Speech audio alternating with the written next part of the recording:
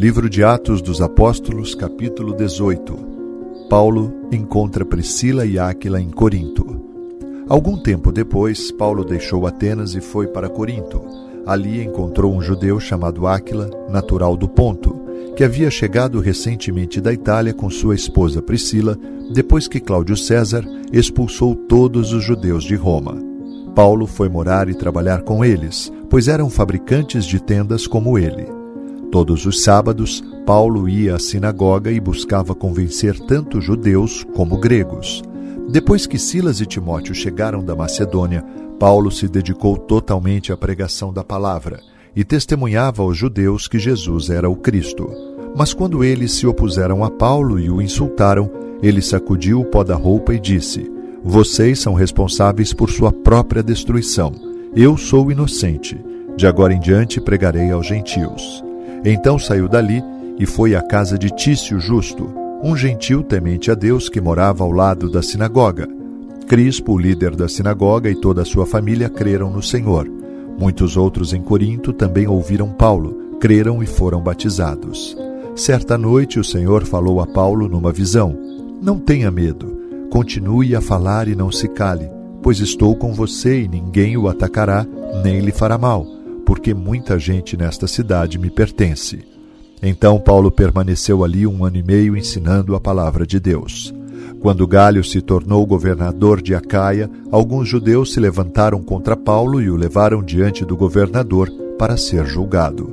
Eles o acusaram de convencer as pessoas a adorar a Deus de maneira contrária à lei judaica. Mas assim que Paulo começou a apresentar sua defesa, Gálio se voltou para os acusadores e disse: "Ouçam, judeus, se sua queixa envolvesse algum delito ou crime grave, eu teria motivo para aceitar o caso. Mas como se trata apenas de uma questão de palavras e nomes e da sua lei, resolvam isso vocês mesmos. Recuso-me a julgar essas coisas", e os expulsou do tribunal. A multidão agarrou Sóstenes, o novo líder da sinagoga, e o espancou ali mesmo no tribunal. Gálio, no entanto, não se importou com isso. Paulo volta a Antioquia da Síria. Paulo ainda permaneceu em Corinto por algum tempo. Então se despediu dos irmãos e foi a Cencreia, onde raspou a cabeça de acordo com o costume judaico para marcar o fim de um voto. Em seguida partiu de navio para a Síria, levando consigo Priscila e Áquila. Chegaram ao porto de Éfeso, onde Paulo os deixou. Enquanto estava ali, foi à sinagoga para debater com os judeus. Eles pediram que ficasse mais tempo, mas ele recusou. Ao despedir-se, Paulo disse: "Voltarei depois, se Deus quiser." Então zarpou de Éfeso. A parada seguinte foi no porto de Cesareia, de onde subiu a Jerusalém e visitou a igreja. Em seguida, voltou para Antioquia. Depois de passar algum tempo ali, voltou pela Galácia e pela Frígia, visitando e fortalecendo todos os discípulos. Apolo em Éfeso. Enquanto isso, chegou a Éfeso, vindo de Alexandria, no Egito, um judeu chamado Apolo. Era um orador eloquente que conhecia bem as Escrituras. Tinha sido instruído no caminho do Senhor e ensinava a respeito de Jesus com profundo entusiasmo e exatidão, embora só conhecesse o batismo de João. Quando o ouviram falar corajosamente na sinagoga, Priscila e Áquila o chamaram de lado e lhe explicaram com mais exatidão o caminho de Deus.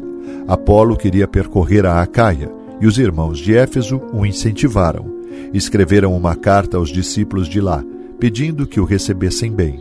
Ao chegar, foi de grande ajuda àqueles que, pela graça, haviam crido, pois em debates públicos refutava os judeus com fortes argumentos. Usando as Escrituras, demonstrava-lhes que Jesus é o Cristo.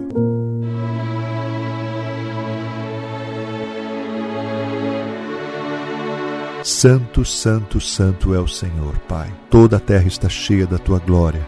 Pai do nosso Senhor Jesus, Criador dos céus e da terra, te louvamos, te exaltamos e te bendizemos, ó Senhor. Pedimos a Tua graça, a Tua proteção, a Tua provisão. Que jamais nos falte a Tua presença, Senhor. Somos totalmente dependentes de Ti. Pai, que os Teus propósitos se cumpram nas nossas vidas. Dá-nos, Pai, um coração temeroso. Dá-nos um coração sábio. Dá-nos o coração do bom pastor, um coração que perdoa, um coração que ama. Dá-nos um coração de discípulo, Senhor, um coração moldável. Em nome de Jesus, Pai, que o nosso coração jamais se endureça, que o nosso coração seja um coração sempre pronto a ser moldado por Ti, que façamos a Tua vontade, que andemos, Pai, segundo os Teus propósitos, e mais do que isso, que sejamos ousados em falar do Teu amor, em expandir as boas novas do reino do Senhor Jesus. Dá-nos, Pai, condições através do Teu Espírito de sermos mesmo ousados, Pai, no falar da Tua graça, do Teu amor e do Teu poder.